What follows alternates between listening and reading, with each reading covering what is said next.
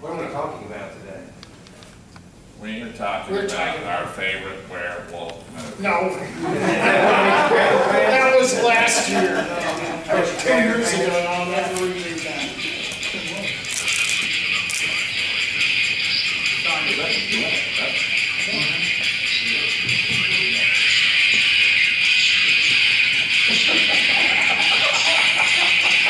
And in case you didn't hear that, it was Monster Attack.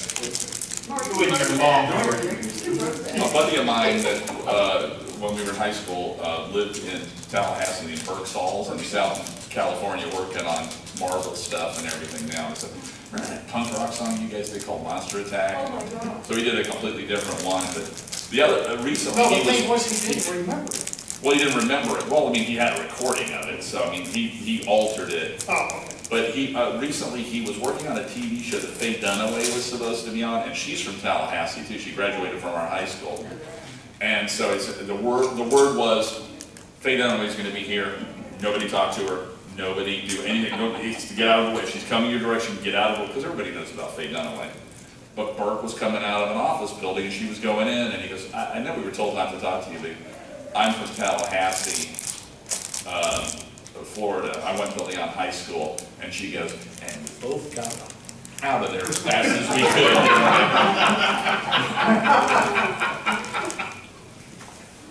I never said another word. No, I don't think that. Does Madeline know? I mean, because Yeah, somebody walked by me and told me, you know, Mr. Maddox, I can't remember if she had one before us or not. Unless, I hope they didn't change her spook to spook. It's supposed to be at 4 o'clock. Yeah, it's a 4, okay. No, that's all right. You ready to start? yeah, we'll go ahead and start. I do want to put in a quick pitch that at 4 o'clock in the main room, if you're not going to go see the spook show, we'll be talking with Elizabeth Shepard from Tomb of Lycia, a show that we did a couple of weeks ago. And I've got another podcast later, or another panel later, but I don't know what it is. I do lots of podcasts. I'm always on the Double Train podcast. That's my favorite. That's right. That's right. So anyway, this is the Monster Attack podcast. Anybody with us last 2 years ago when we were here?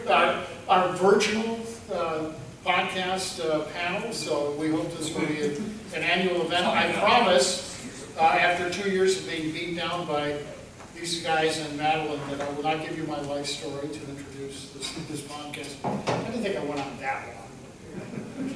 So anyway, let's introduce our Calendar panel. pages started flowing. Yeah, Yes, really? yes, I know. Let's introduce, I'll let you guys introduce yourselves to her. If they do not know who you are. Hi.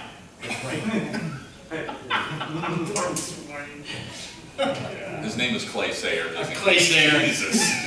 They let me out for an hour from the asylum. Yeah. And I have to go back soon. So, Yeah, really, you done with For your- those of you that didn't know that, Clay was the stand-in for Gene Hackman in The French Connection. Kept the hat. Mark Maddox, I draw pictures. Thank you. What do you draw pictures on? and you're getting up to me. Jim Adams is. Yeah, I'm Jim. I'm just a guy. Just a man with a plan. Just the guy who likes to drone on and tell long stories, make short stories long. Okay, anyway, we're going to talk, be more generic than we were 2 years ago. When we talked about our favorite werewolf movies. It's kind of right, I'm going to screw up that word for some reason.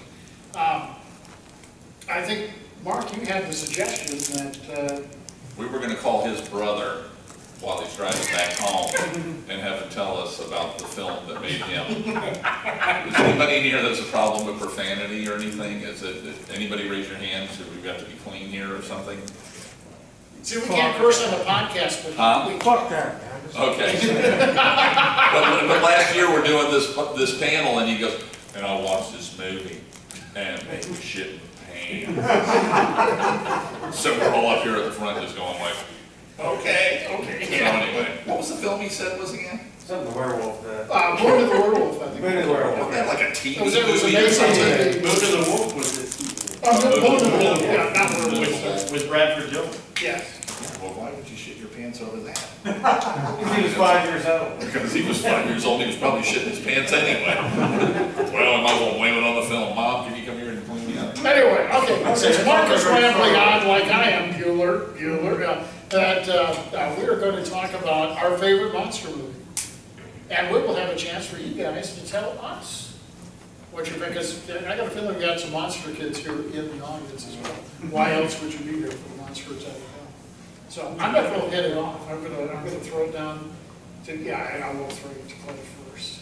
Go ahead, Clay. Say, Okay. I know it's hard to find just one favorite. I do the best we Yeah, can. I don't know that it's We may my favorite, but I do would this say around a couple of times so you can get a mine couple would of be The Bride of Frankenstein. You could be the one right now, I guess. Oh, yours could be. Only before the draft pool. Okay, but if it couldn't be the Thompson, why? Tell us a little bit why. And I'm one of the few people I like Bride better than the original. But I know, blasphemous. No, actually. No, actually, I like it. I like the idea that it turns everything kind of on its edge. And by switching that, James Whale accepted that you could not scare the audience a second time. And we see that repeated time and time again in all these movies. And so he decided, let's switch the monster as the hero, which means we need a new villain, which is a great villain in Dr. Pretorius. So, and then really that set the template because Ghost, our son first, the Ghost, Igor becomes the villain. And the monster keeps becoming less and less a monster at all, so it's just a prop. And it's just a smart movie. It's a witty movie. It's a, sort of a subversive little movie. And I always enjoy, every time I watch it, I'll see new stuff that I like enjoying about it. Yeah. So, I can't argue with that. No, it gets better and better every time we see it. This is going Bueller. Tentacles gets better and better each time I watch it.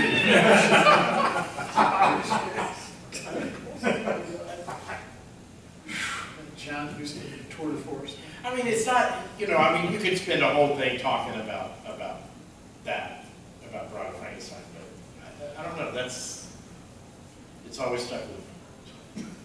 Look at me, Graham. I just was looking at you because you exist. Yeah, contrary to popular belief, if you listen to the podcast, we actually despise what but I'm just kidding. I always lump the first three Frankenstein movies in together. They're all so different from each other. The first one's really dark and creepy. The second one's like this horrific comedy. And then the third one's sort of a kitschy techno sort of, and the monster's like really way bigger and all that stuff. And Igor and some of the performances are so good that it's almost like somebody goes, well, which is your favorite Frankenstein movie? The first three. That's it. Yeah. I mean, it's hard to separate. It is hard. Yeah. It is hard. Although Son of Frankenstein does look a bit different from the first two. Of course, you could say that about the first one, looking different from the second one, but that one is so different. The lab is different. The monster looks different. Well, the whole surrealism of the set. Yeah, it's really good. Yeah. But for me, Weekend at Bernie's. That's the one.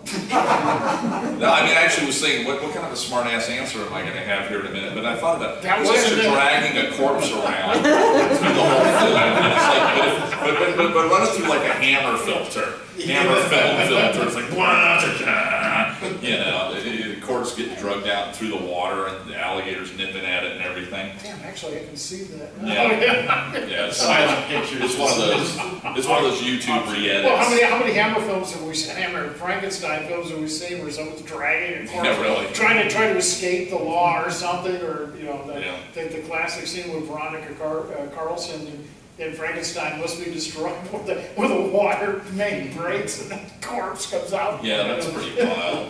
That's my favorite. And the garden party's heading that way.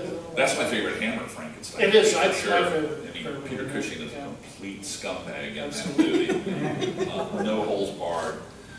So anyway, so what about you, Jim? Okay, well, when you suggested to me, let's talk about our favorite monster movies. I'm going to turn this into a long story that'll probably fill the rest of the. No, I'm just kidding. We'll not do that.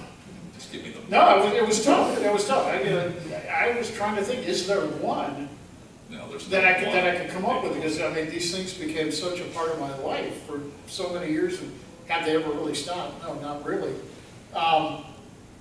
And then it occurred to me, it was yesterday, it occurred to me one that does stand out. For me, it has nothing to do with Frankenstein, nothing against Frankenstein. My mom and dad, who introduced me to monster movies, always talked about this one particular film. It came out the year I was born.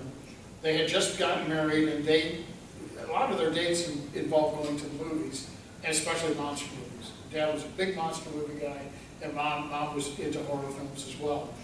They always told me about this one film. I know I'm teasing. So I couldn't wait to see it on Monster Movie Matinee. It seemed like it took forever for it to make it onto the screen. And when it did, it was a big, huge build-up for this It's movie. taken forever for you to tell us what it is. What's the name of the damn film? I'm doing that intentionally. Okay. The build-up that they gave me on this film, I could not wait to see this movie. And unlike a lot of monster movies that I had seen where, they were sort of cool, but the payoff was not very good. There's a lot of them out there like that. This one, exceeded my expectations. And it stuck with me as one of my favorites for years. And it's them, the big ants. That movie, I mean, it was like I couldn't wait to see it. And I thought, I'm going to probably be disappointed. And it was like, oh, this is so freaking cool. I really got to say that. Over all the years, that one still stands out. And I'm hard-pressed to find anybody, when I get into a conversation with someone about monster movies, that said, what's a really good old monster movie? And I go, them, who says, oh, no, I can't stand that movie. No, everybody knows that film when they see it.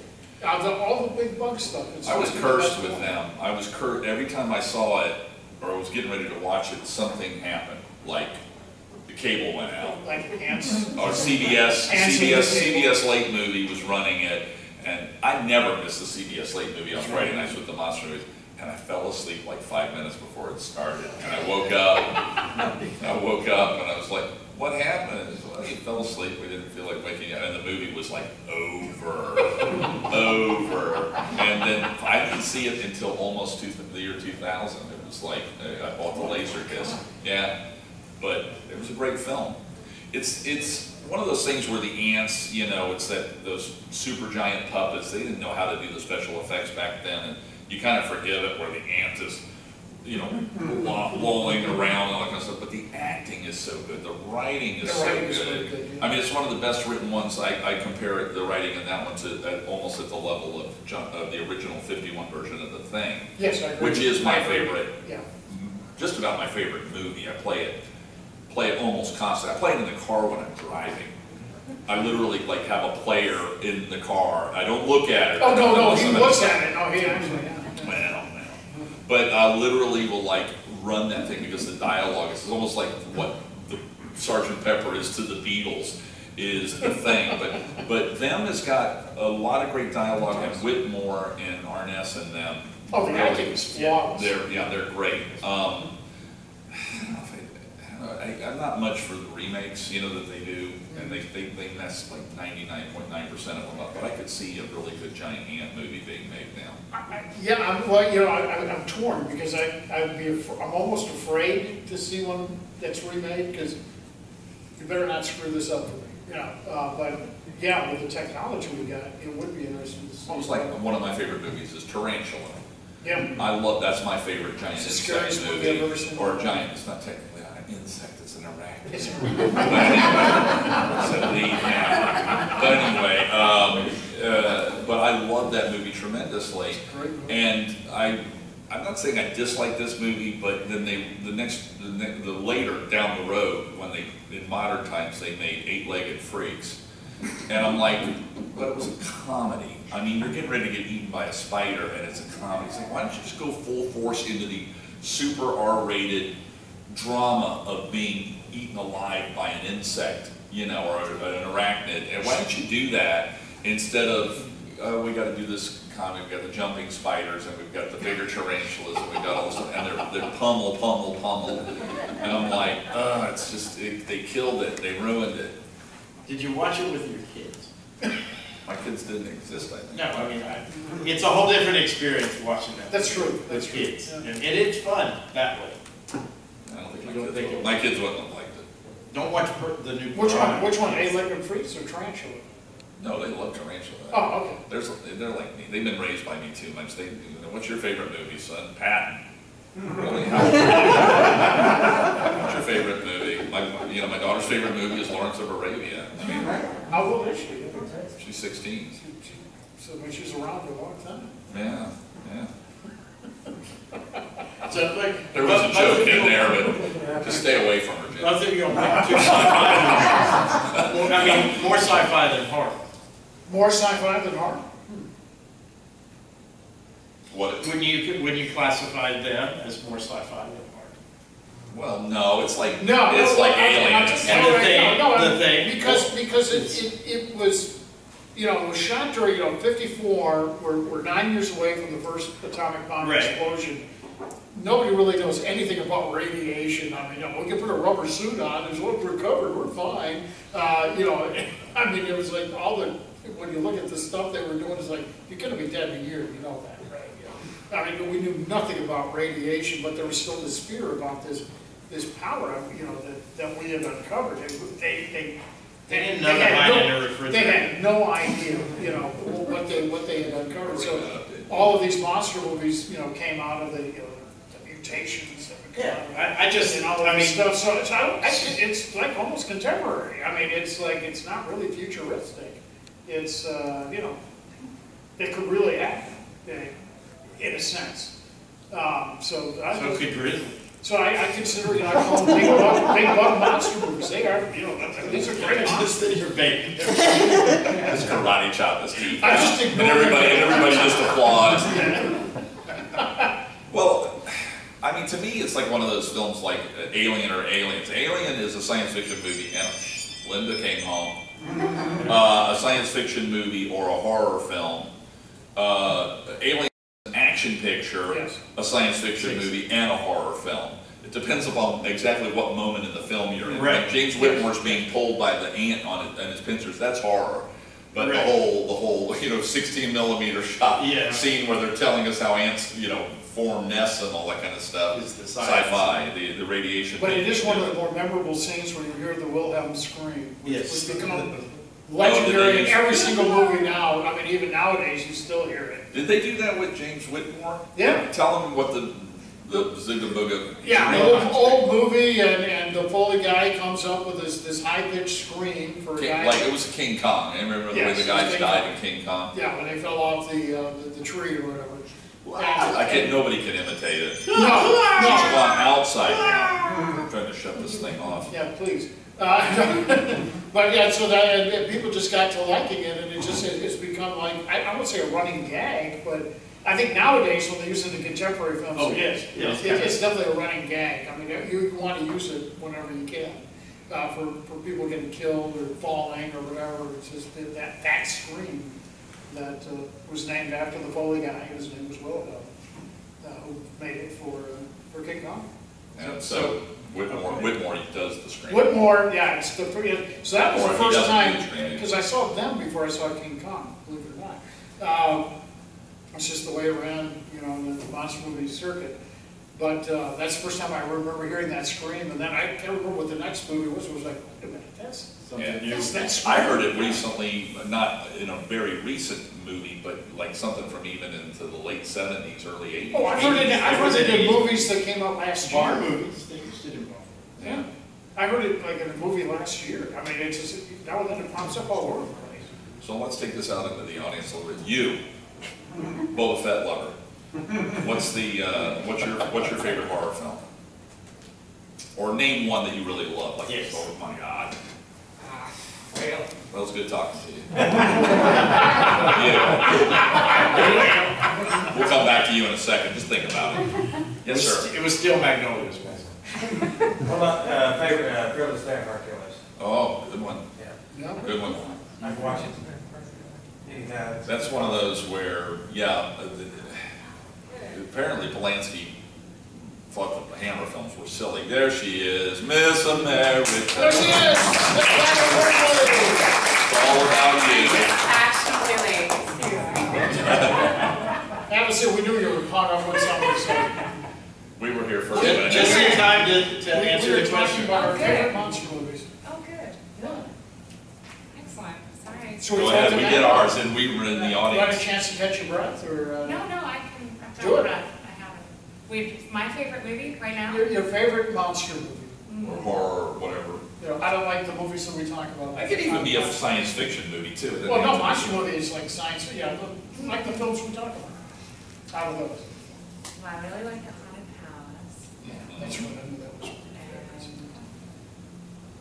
Well, one that isn't really a monster movie, but we covered it last year, was I Married a Witch. It's one of my very favorites, even though it's not a monster movie. Right, but right. No, I it's a just- fantastic. I love that movie so It's a terrific, it's a terrific film. Right. Didn't we do it for Halloween? We did. We said our Halloween Yeah, film we did. last year. We did, And yeah. we've got a special one coming up We do. in a couple of weeks, so stay tuned. And. Do you remember the first, do you remember Picture from the, Black Lagoon, of course. because I know your dad certainly introduced you to your monster movies. Yeah, Remember the actually. first one you ever had? Oh, yes, The Blob. The Blob? Yeah, Good one. yeah. The original. Yes, the 50 cents. original, which was great. When she's in the closet or whatever, The the freezer. Yeah, the freezer, well, the yeah. freezer, and it's still like coming in. That part I was, no! I was getting That would mess me I up. was getting kicked out of a little kid And with it's his so cat. slow. If you watch it as an adult, you're just like, God, but that was really scary. It's really scary at the time. It did the same thing too that Invasion of the Saucer Men did too. At the beginning it had a cute little kitschy song. You Yeah. didn't realize what you were getting ready to get into. Yeah. You know, in Saucer Men it's like, needles in the cow's eyes and hands crawling around. And speaking of that, because since the Blob was your favorite, and I mentioned my favorite was them. The guy that sings, I want to be a sergeant, send me the booze, was the guy that got killed the very first thing in Blob. He was the old man in Blob where the thing grabbed. That was what was disturbing. I I can't think of the that actor's man, name. you realize That what man. you're literally dealing with is Yeah. an external, the blob is an external living stomach. Yeah. Is what it is. Pretty It's much. like you take a stomach, you turn it inside, you let it go crawl around and do. But the guy, I was little, and watching that guy poke that thing, and then it goes up his arm, and then he's like, I'm not feeling good. And then he gets like the doctor, and then he gets the nurse, and then you see the blinds go all get smashed. Oh, yeah, the doctor's Steve office, McQueen, yeah. before he could act, was looking at it through the window, and you start to realize this thing is digesting people. That's right in front You of seen us. Starfish eat ever? Mhm. Yeah, it's about, Yeah. it's about just like that. No, really? Yeah. They eat other animals. No, if you watch it in slow-mo, they, They slowly digest Yeah. their food. Ooh, Yeah. weird. Wow. yeah. Somebody needs to do a giant starfish movie. I copyrighted They it. did, yeah. They already did it. They've already done They it. already did it. It's a Japanese They film, did. sorry. Did they do it good? Was it good? It's weird. I mean, the monster is scary. What was the name of the film? The Digestive. Digestive. I know it was a Japanese film, but I can't remember what they called that one. I lose track of their names after It was those. a while. No, it was a starfish monster movie. They came out with all the other with the kaiju films. Huh. I think this one was like a starfish from outer space or something. Okay. But But of course it was from ours. yeah, So what did you say? What was your film again? Fearless. Fearless. That's excellent. When anybody want to talk about it? Okay, good talking to you. Cameraman. Good talking to you. Favorite monster movie, King Kong. The original. Yes. I love that. It's still hard to I know some people that are like really hardcore about it. It's like, you know, like William Stout.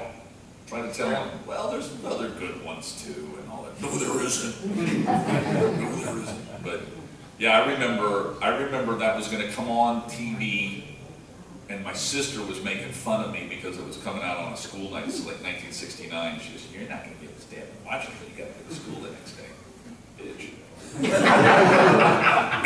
That's back before I knew that word. But, and my mom heard her telling me that, and she stuck her head in the room and she goes, "No, he gets to stay up and watch it tonight on a school night, or tomorrow night." I was so worked up about seeing this movie. I was so crazy about seeing this Giant Ape movie. I went to bed and I had a dream that the movie's coming on and a guy comes out. He's 80 feet tall. He is clean cut. He's got a briefcase and a business suit. And that was King Kong, and I was so upset. And I woke up the next day. I thought, what I was thinking was that I had just seen some of those Land of the Giants, which was still on TV at the time. Yeah. And I went, it really is a guy in a suit. And so, you know, but anyway, so the next day I watched it. I couldn't believe how entertaining it was. Like from beginning to end to middle to the whole thing just moves like a rocket with all this design and all these different monsters and everything like that. And yeah, it's a tough one. You can't beat it. It really is. Okay, the loving couple over there. Okay. I have very fond memories of Blob. I love it. Yeah. But I think my absolute favorite, which I didn't even get to see till I was in my mid-20s, the original Invasion of the Body Snatchers. Yes. Oh, yeah. Yes. That one's great. We just covered God, it. yes. Yeah. Oh my God. Just the. Really good on all levels. That one gave me that one gave me some nightmares. That's one of those That was writers and really, actors, really so good. disturbing. It always made me sad later to see Kevin McCarthy always cast as the bad guy, or so many times cast as the bad guy after that, because he was so good as a good I guy. know we saw a film more recently with him as a bad guy. Yeah. And he was good. Yeah, he's good. But I never could get that image out of my head of when he kisses down the water at the end there, and just come here and he's got water dripping off his nose and stuff, and that look on his face when it's like, and she sits there like, "I'm not human anymore." I mean, you know, just like no emotion. Oh my goodness, it's such a terrific scene. To me, when he's down in the cellar and he's got the match and the light, that was really like almost Night of the Living Dead sort of photography, where this side of the face is all brightly lit, and this is like, and this one eye is looking down into the box or trunk or whatever it is, and it's like, man, I was like, boy, this is great. This is such great stuff. Or the scene where the mother is putting the seed pod in the back in the crib. Oh, no. I It's just, even as a know. kid, it was like, oh my God, freaked me I out. was so surprised that shot existed. But I saw the remake in the late 70s before I even saw the original. Oh, And I okay. scared the heck out of me. The remake's Yeah. not bad. It's one of those where Remake's somebody not good, bad. somebody good came along and did a remake. It's one of those rare, But I still very like the rare. original Philip Kaufman. better. I mean, No. Yeah, No. that's So- my favorite. That's a One of good the one. first movies I remember is like on a The silly 78 one? theater. Yeah. No. Oh, The other thing too that was different about that one is, even though the ending was still sort of horrific, you got a little bit of a, are they going to be able to solve this thing? They didn't leave you hanging like we're all doomed. Well, in the first edit of that movie, they did. They start- did, yeah. Yeah. The studio said you have to go back and reshoot the final scene. that's right. It was That's too right. depressing. It was too depressing, and I think that If you was. stop the movie there, it's like, oh my God. And I get it, in some films, it's like if they make it all namby-pamby at the end, you've ruined it. But I think in the case of that one, it worked. And it still wasn't an answer. It wasn't necessarily No. resolved that It's they were just going to take care of somebody it. believed them. That's true. Yeah, that was really almost the It's just most. that they believed him. They called to close the border then, Yeah. in that last scene. Yeah, they what? Somebody calls somebody and has them stop traffic at the border. Oh, the state patrol. Yeah, they said call the state patrol. Right, right, yeah. So they're. And the guy hung up the phone and he says, Yeah. give me Yeah. a seed pod. Yeah, that was, One thing in the movie I did always wonder about, though, is like, there's a scene where they burn the seed pods, and they're like, they lift them up in the air like they're completely empty. Yeah. You know, I wish they had kind of done a little dragging, you know, kind of like, oh, let's take these out here and these paper mache things and let's light them on fire. But minimal complaint. So, sir. Monolith Monsters. Oh, yeah. That's a very underrated. We did a thing on that at Pensacon. And how do they solve the problem? Science. Science. Science. It seemed like the monster movie matinee that I grew up watching did a nighttime show too. They would come on, they'd do a double feature after the 11 o'clock news. So it started, first movie started at 11:30, and then the second one started at 1 o'clock. I rarely made it through to the 2:30 one, but it always seemed to be Monolith Monsters. Always, for some reason, it's like, I got to get through this movie because I love this movie. Yeah. I didn't see that till I was in Yeah. my 40s. But I mean, if you try to explain that movie to people, It sounds it sounds stupid. It's It's like, the so only- rocks grow up and fall on people? It's like, no, you don't get it. No, That's when you become a yeah, they suck They fall down, silicon go boom. out of you. That was the first movie I ever wrote, and the only movie I ever wrote a review for in a fanzine. But yeah, I mean, what's interesting about the threat is that there's no intent there. There's no evil intent by these rocks. They're doing it's a very scientific sort of threat. A meteor's going to hit the Earth, or this or that or the other, or there's disease or whatever. But in this case, these things just grow up and they get saturated with water and then fall over and form more. But it was a beautifully made movie. And an unsung hero, and somebody who should have gotten a hell of a lot more work in Hollywood is Grant Williams. Yes. I thought he was an excellent leading man in that and The Incredible Shrinking Man. And he should have been in a lot more films. And what was that last film that what was that terrible? Oh, it was awful. Z-grade, you know it. You probably pooped your pants over it. That's right. What was the one of those very Astro Zombies or one of those Yeah, where he's in it. Great He's got a big old head of hair now, but it's like it was shot on 8mm. It was awful. And it was like, oh my God, you poor man, such a talent, and it was like just nothing. And he really was good. It was. So where are we going? You, sir, what planet is this? I don't know what planet this is. Okay.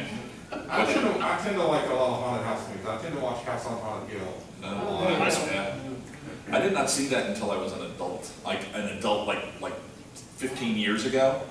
And I'm there, and it was coming on AMC, so I made the popcorn, cracked a brewski, about 11:30 at night. I'm just gonna sit back and watch this and enjoy myself. The writer of it lived in the town that I lived in, Rob White. His wife was like, he goes, I want to go out to California, and I want to write films. And she goes, I can't leave my plantation. I can't leave Tara. And he goes, well, bye.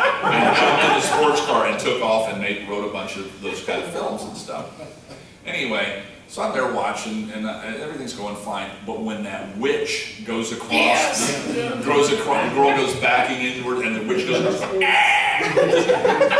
everything went in the air. And I was like so impressed that a movie from that far back could have made me jump like that. But yeah, it was a good film. I introduced my daughters to it just like a month ago, and they had the same reaction. Yeah, my kids, I showed it to my I kids think too. that's They the really movie liked that it. established that if you were in an old house that was haunted, you were required to have a vat of acid. It started showing up in so many films. It was like the proverbial quicksand pool that had to show up in any patch of woods or jungles and things like that.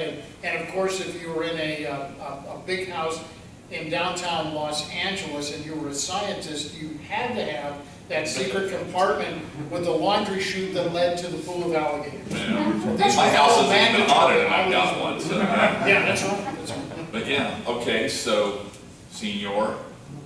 A groundbreaking one, Night of the Living Dead. Yes! Yeah, I mean, that one's pretty incredible. I talked to the guy who, one of the guys in the film who's near the end, one of the guys going around with the rifle shooting.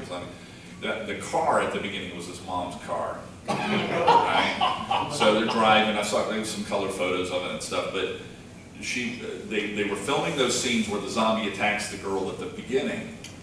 And then, while they were filming, they had stopped shooting for the day, or gave the car back to the mom, and the mom is driving, she gets in a wreck, the door gets hit. That's where the damage to the door happened, and it happened because the mom had gotten into an accident. So we filmed from the other side, but we'll put it on this side now, and so that's true. But yeah, so it's an excellent film. It's amazing how fast-paced it is for a tiny little low-budget horror film. No money, but I had the money of what they were paying for beer commercials at the time up there in Pennsylvania. Pretty much, yeah. Yeah, beautifully photographed. I love the lighting in it. I love the creepy, like I literally have gone through that film almost frame by frame through that incredible Criterion disc. Yes. Anybody, Yes. it's just amazing. Jim Cirinello is a buddy of mine. He's one of the people that helped get it restored. But even like microseconds, like when the one zombie takes the rock and goes to hit the front of the car to bust out the lights, that is a ghastly looking monster, the expression on his face and everything. But yeah, a tremendous film. Anybody? Thoughts? I agree with all your thoughts. That was one that came highly pitched and took forever. I didn't. I think it was in high school when I saw it. Yeah. And I'm gonna go back to this gentleman. I saw House on Haunted Hill at the Plaza, Lydia Margot and Adam. Yay! All This is in 2019, right? I think so, yeah. The last show before the last show. Speaking of Last William picture Castle, show. speaking of William Castle gimmicks, anyone here old enough to have gone to a movie that had a William Castle? We saw one that, well, we called it Emergo, so I don't know what your Emergo looked like, but the monsters came out of the screen during the film, and then they also had one where they flew a skeleton over the top of your head, which was sort of fun. And it was supposed to drip blood on you, but they didn't want to do that because they were afraid they were going to get sued. But yeah, and I never did get to go see the Tingler in a theater. I would have enjoyed that one. Hoped that I got to see Buzzer one, but yeah. What was the name of that? The Tingler? The Tingler. Oh, that's my mom used to call my wiener. The Tingler was an X-rated. The Tingler is very high up on my list. I think we've moved beyond I shit my pants. Sir, we'll hire you back for next year. Now, The Tingler is a classic William Castle film, and if you haven't seen it, I can't recommend it enough. You've got to watch it. It's supposedly something that is in everybody. Everybody has this thing, this creature or something that's attached to their spine, but you can't see it normally under an X-ray. But if you get scared, that's what causes that feeling on your backbone. You know, that cold chill that goes down your spine because it gets bigger and bigger. And if you can't scream, it just keeps getting bigger and it kills you. And it looks like, it's hard to describe, it looks like a millipede with big pinchers or something like that. That's my first horror film. I was talking about that in the Black But it's a Scorpion. great film. That's a But great I was story. like real little, like 4. Yeah. I did not shit my pants though. But I remember being so freaked out by the wife decides that she's going to bump the husband off. He's got the Tingler out of that woman's back, the woman that can't scream. Puts it in the box, and the wife just sort of makes sure that the latch was undone or something. Yeah. The Tingler goes out, and you know, with the wire pulling it along, it's like this, you know. But it gets a hold of Vincent Price's throat and starts strangling him. And oh my God, that was so horrific. It's a great film. Vincent Price sells about the best. My favorite moment in the film when he's like this and it slowly starts to get onto his arm. He's like, oh my God! And he sells the fact that that's got a grip of iron on him. Beautifully done. And of course, at the end of the film, it gets loose in the theater. If you're in a theater watching it, and the lights go out, and you say, "Oh, it's here! It's next to me! It's next to me!" You know, that's when they were zapping people with secrets. This person behind the camera, man. Yes, sir. Okay, this is favorite, not good. That's fine. No, that's fine. They don't have to be good. But the Dunwich Horror with Sandra Dee. Yeah. People were talking about that more, and I had never seen it. I saw part of it and got pulled away from seeing it. It is so bad, but it has such low-end special effects. Sandra Dee is so over the top. She Okay. is. Yeah. That's it. I'm the Blu-ray. It has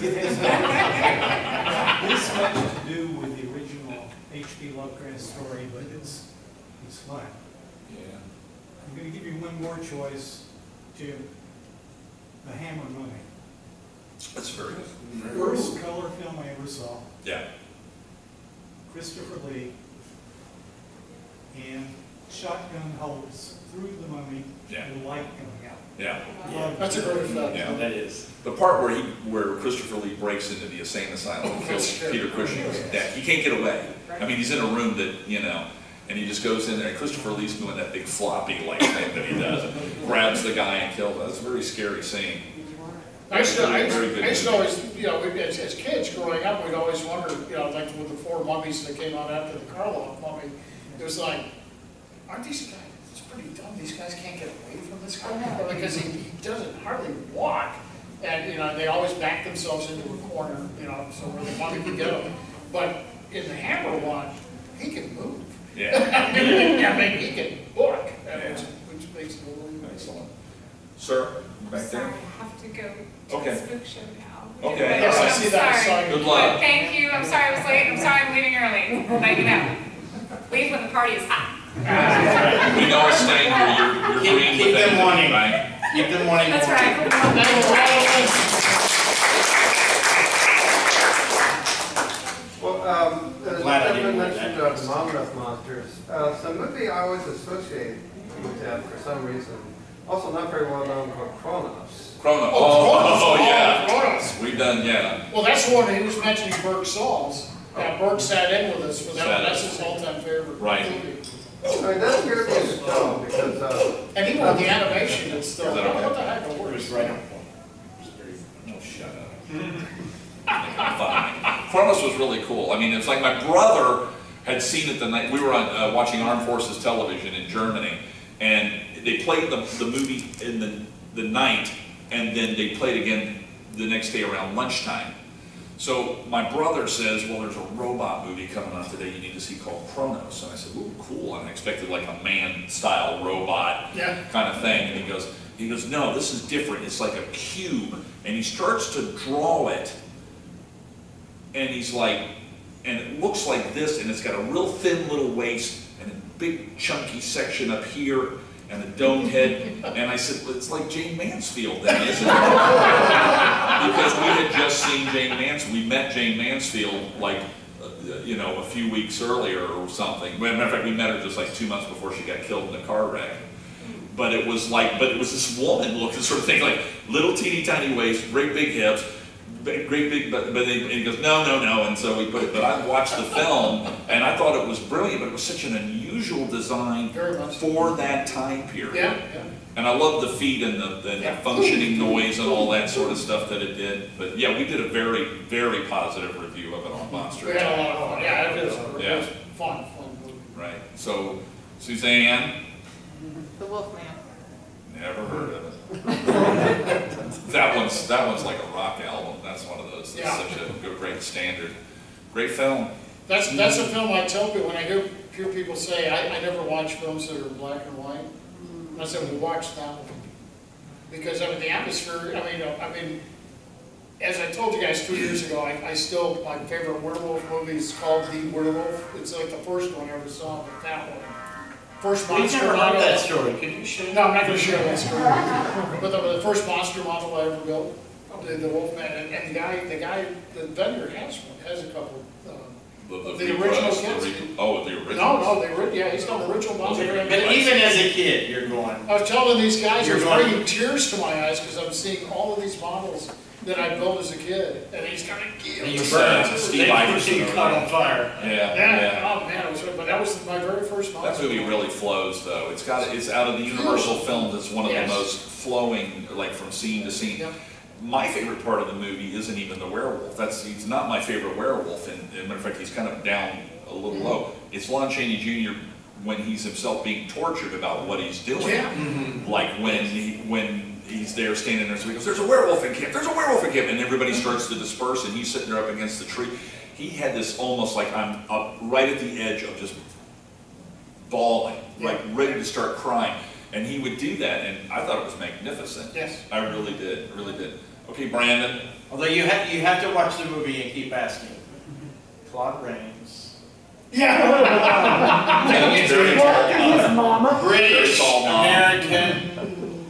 very tall. Yeah, Reigns is my height, and Cheney was what, 6'4", 6'5"? Yeah, he was a big old. That's a boy. movie that, Boy, his mother you can was take out all the werewolf makeup in it and just suggest maybe in shadow and stuff. You could do like And a it's Val Luke. still Yeah. a great movie. Yeah, Oh, yeah. And that's what's It really really cool. is. All of it, the sets, the music is It sets the superb, et cetera, et cetera.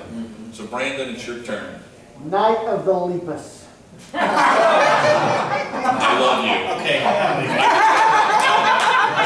You sit back down there and you eat your meat. It is marvelous in its ineptness. I'm a doctor, Jim, not a zoologist. I just bought the Blu-ray, watched it about a month ago. I saw it with my sisters when it was brand new in the theater. We were so terrified. My brother, before we left to go to the theater, goes, "It's just giant killer bunnies." Linda's watching it with me. She goes, sharp teeth. yeah.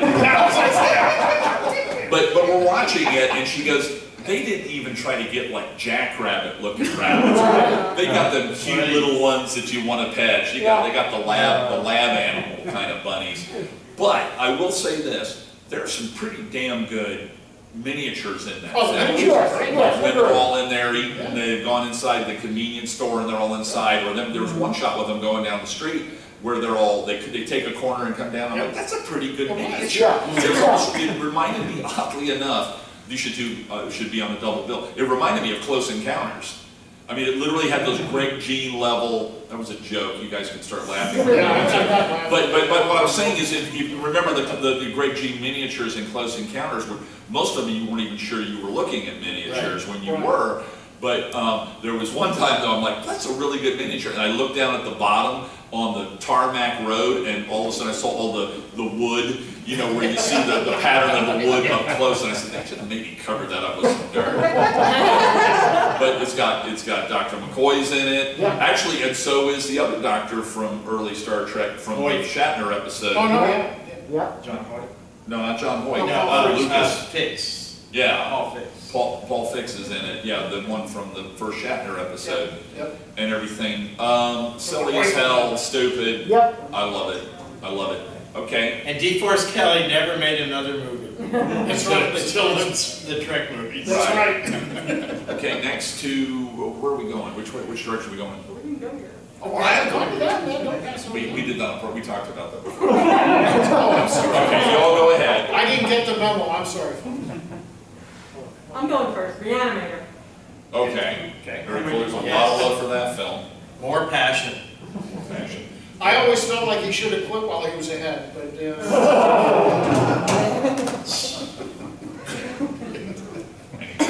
I've been dying to do that, Jim. Thank you so much for that. The lead actor really does a lot of it. I mean, there's Oh the my special God. effects and the plot and all the insanity of it. What's Jeffrey Combs. Jeffrey Combs. That guy is so good.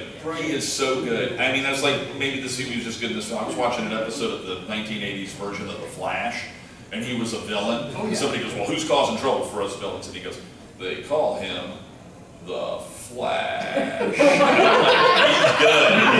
He's really good. Good Who's actor. going to believe a talking head? Get a job in a solid. Yeah. Brilliant. He's good. He's the thing that sells it for me. Okay, so Mr. Mann. Alligator is one of my. The first alligators are classic. Didn't we throw the guy out last year? That was the one guy in the back. Robert Forster. We were I'm taking on you because we had a guy that said it a few. Everybody was going like, you know, Planet of the Apes and this and then somebody goes, alligator. I'm like, get out. You know? But we reassessed it since then. So Joseph Bologna was. I saw it at the theater. I didn't see it, that was me. Well, that was you. Get the hell out of here anyway. It was during the time where they did every variation on Jaws they could. Yeah. Let's find an animal and turn it into Jaws. Yeah. They made an unlicensed alligator toy. It was one of those that tied into the urban myth or quasi-urban myth of the alligator being dumped down. So urban. And there is a little bit of truth to it. I don't think Cayman alligators get that big. No, they don't. No, You they know. don't. So, okay, so where are we going next? We going to the guy, you? Yes. Wes Craven's Scream. Yeah, that's a good one. Oh, yeah. Yeah. Well, that was good because it was a game changer. I mean, you know, it was like things were getting a little boring, and all of a sudden, I remember when I went with a bunch of friends to go see that, and I was so impressed when I walked out because it was different. You know, it's like, okay, hey, gave you something new before. Craven to me was the guy that showed the slasher people that you could make something inventive. I mean, like, I loved the first Nightmare on Elm Street and some of the other ones. I even like Shocker, but there was the ones that he did, and it was like, this is really pretty inventive. And I was sorry when he passed away. I was hoping we'd get more, like, you know, out of the work that he did, that he'd do more of it. But yeah, he was good. He was really good. Where are we next? Hi. It's newer-ish, but I really like Jeepers Creepers. I have like not the seen first it. one. Yeah, the first I one. haven't seen it. I heard, yeah, it's one of those on the list to watch. No, that's one, you know, you're about halfway in through, you're really still not sure what you're watching. I mean, it's a great, like, I'll call it a monster, I don't know what else to call it, but I mean, that's... one of those ones that makes you kind of nervous to drive on a country road at night. We're all in Georgia, we're all nervous. Exactly. So, okay, so where are we going now? We're headed over, you shooter? Oh, yeah, well, there's two, early 20th century things to come, and then mid-century War of the Worlds. We were just talking about that, because I got into an argument with the guy about when H.G. Wells died. And he goes, he died in the 1920s. I said, no, there's photographs of him. There's photographs of him on the set of Things to Come, and that was done later. As a matter of fact, I just got the soundtrack through Bernard Herrmann redoing the soundtrack back in the 70s. But yeah, great film. Massive special effects for the British, especially back then, let alone the United States. Kind of they're almost like they're Metropolis or something. What was the other one? War of the Worlds. Never heard of it. Yeah. That was probably, I'm going to say this, I'm not the biggest, I'm one of those people that left the theater after the first day of seeing Star Wars, and I said, man, War of the Worlds was still better.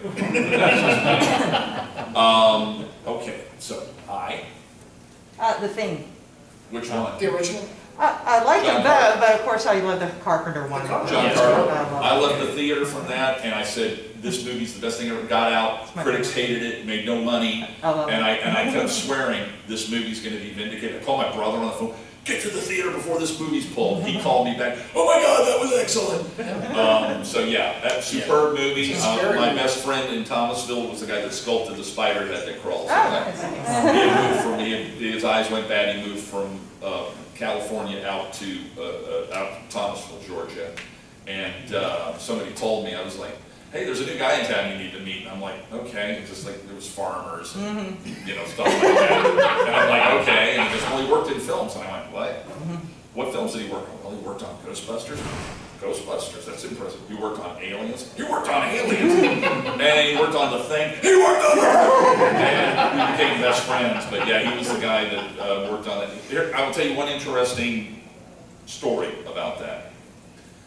This guy is there, and they were paying people their good checks, and they were giving them, everybody got drugs on the set. In Hollywood at that time, in the early 80s, it was like, if they want coke, give them coke. If they want whatever they want. Willie liked pot. Everybody else on that set liked cocaine. I'm not talking about the actors, but I'm talking about the special effects guys.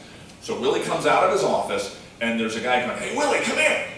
Comes out the door, and there's a guy standing there. He goes, Willie, hold this dog. And it was one of the dogs that sits real still. He hands it to him, and Willie goes, what do you want me to do with this? And the guy reaches down, grabs a chainsaw, cranks it up, and starts to charge it. Willie goes, I'm going to cut it in two.